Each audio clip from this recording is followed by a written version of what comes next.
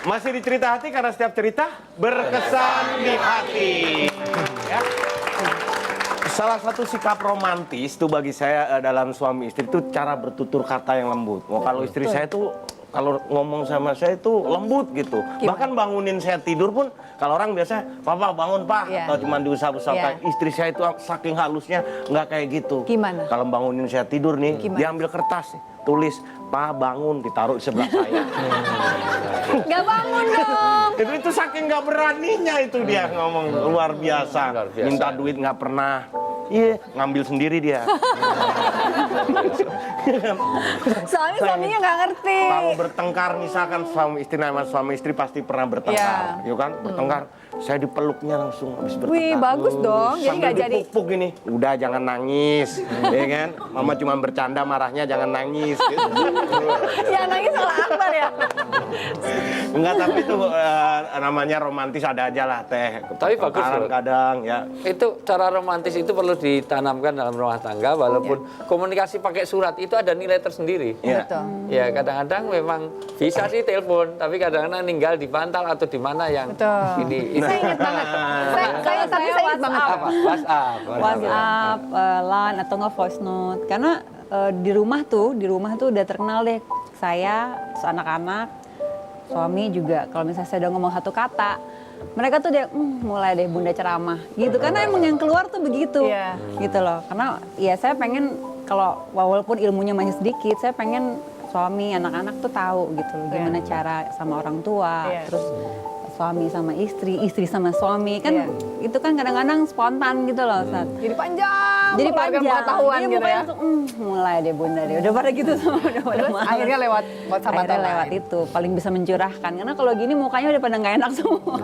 Nah, sikap romantis ataupun perilaku romantis apa sih sebetulnya yang diharapkan oleh seorang istri? Dan nanti oleh seorang suami saya juga pengen tahu.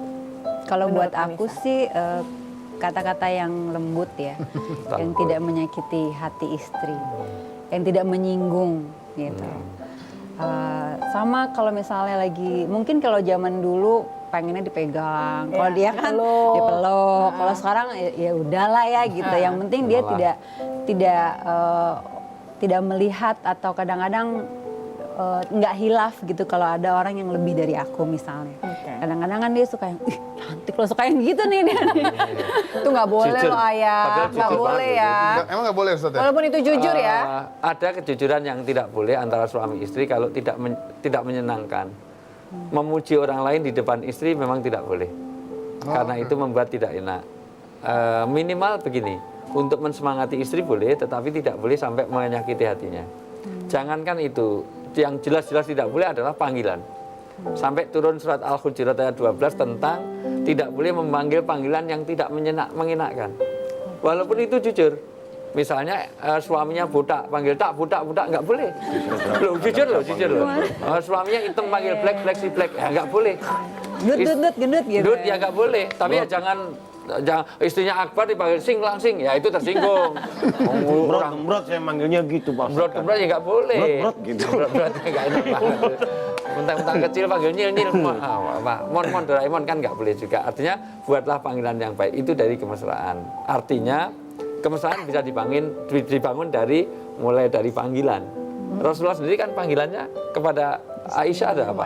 Ya Humaira, Hesi Mirah Delima. Sama ketika mereka pacaran ya, tadi kan bilang panggilan cinta. Lalu ketika sudah berkeluarga bersatu rumah jadinya menjadi ayah dan bunda. Tapi saya pernah membaca di salah satu hadis yang menyatakan gini, Wi, ketika suami marah, terus bagaimana cara seorang istri menenangkan suami itu?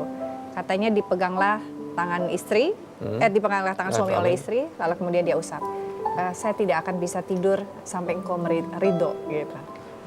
Hadis lain yang mengatakan seorang suami tidurnya tidak ditemani malaikat kalau dia masih kemarahan pada istri. Dan istri itu dia tidak akan terbukakan ridho dari Allah selama dia belum diridhoi oleh suami. Maka sebaiknya suami sebelum tidur itu minta maaf pada istri. Mohon maaf ya, Dek, sebelum tidur. Tadi ayah marah. Saya selama ini ayah marah atau selama ini saya belum banyak membahagiakan istriku sendiri. Waduh. Saya lebih banyak indahnya saya ya. lebih banyak membahagiakan istrinya orang. Iya. Lebih banyak gitu. Tambah marah lagi dong, nggak jadi tidur. Pak Ustaz. Saya minta minta maaf, minta maaf. Terus istrinya juga bilang, saya juga ya. Sama dong. Dan istri harus Impas. buka, istri itu harus lapang dada ketika mau tidur. Jadi artinya paling tidak sebelum tidur itu buka dada lipat-lipat. Enggak, maksudnya lapangkan dada. Ya tidak harus gitu. Artinya saling memaafkan supaya itu. Dan sampai-sampai sunnah sebelum tidur suami istri itu berhadapan. Iya. Perkara setelah tidur dia putar kayak terserah, tapi iya. awalnya adalah berhadapan. Karena sekarang kan Nggak boleh memunggungi ya, Wi? mengunggungi itu nggak boleh. Jadi awal dengan satu senyuman di situ. Jadi kemesraannya ada mula apa, ada mubasyarah. Mula apa itu bercandaria, mubasyarah itu buat pemanasan. Suami istri itu memang diharapkan. Ada banyak ya poin-poin yang penting untuk itu. Artinya bahwa dari mulai panggilan, dari mulai perkataan sampai bau-bauan. Rasulullah sering meminyai dirinya ketika mau bertemu dengan istrinya. Dan juga Aisyah radhiyallahu anha, Ummul Mukminin itu sering sekali ketika Rasulullah mau datang, buru-buru dia berdandan dan pakai wangian. Jadi suami senang lihat Seneng. istri, istri juga senang lihat suami gitu ya. Jangan sampai suami datang dari pakaiannya aja daster seminggu belum digantung dipakai gitu mas. Minyak kayu putih tapi gimana Pak Ustaz? Ya termasuk Itu itu. kesukaan saya. Kesukaan. Saya pakai kaos kaki, minyak kayu putih kalau saya. Aduh gimana? Baik. Tapi suami seneng dengan gitu. Karena tadi saya bilang saya Mencintai kekurangannya. Iya, iya, aduh. Kurang mandi juga nggak apa-apa. Tapi kalau sikap atau perilaku romantis di mata seorang laki-laki yang diharapkan dari istri apa sih? Yang penting kalau buat saya apa ya Bun? Yang pasti apa yang selama ini yang kita Lakukan saya melek apa kebutuhan saya sudah disiapin itu aja sih. Oke, jadi itu romantis buat seorang. Buat saya. sebenarnya. Kalau Oke. baju matching ini lebih cenderung karena istri apa suami? Dulu tuh awalnya gini, waktu zamannya PDKT tuh janjian gitu. Nah, terus dia pakai baju apa, aku pakai baju apa. Oh, Kok gitu. sama gitu. Jadi akhirnya berkelanjutan, terus itu sering banget terjadi gitu. Jadi nggak janjian tapi sama gitu waktunya, bajunya, warnanya. Jadi akhirnya sekarang udah di-matching-matchingin Saya sampai tinggal anak-anak. Gitu. Karena emang aku udah siapin semuanya sih dari dulu, dari zaman deket juga. Kan saya kembar nih, Ustaz juga kembar loh. Nah, Oh iya ya, itu. pinggir Nah, juga itu ya. Oh, kalau ini kita settingan. Ini settingan ya. Kalau Kok sama gitu deh. enggak sih, kalau saya jawabannya singkat. Kalau saya sih yes. Ya, Pak ya. Ustaz. Iya. Yang Gano ibu di rumah. Oke, untuk mempertahankan sebuah rumah tangga tetap memiliki gairah. Gairah tuh maksudnya selalu ingin bersama gitu ya, selalu kangen terus gitu.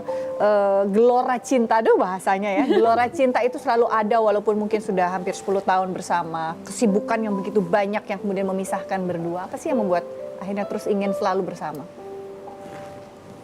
Pikir dulu, setelah yang satu ini kita akan ungkap. Tetap bersama kami di Cerita Hati karena siap cerita. Berkesan di hati.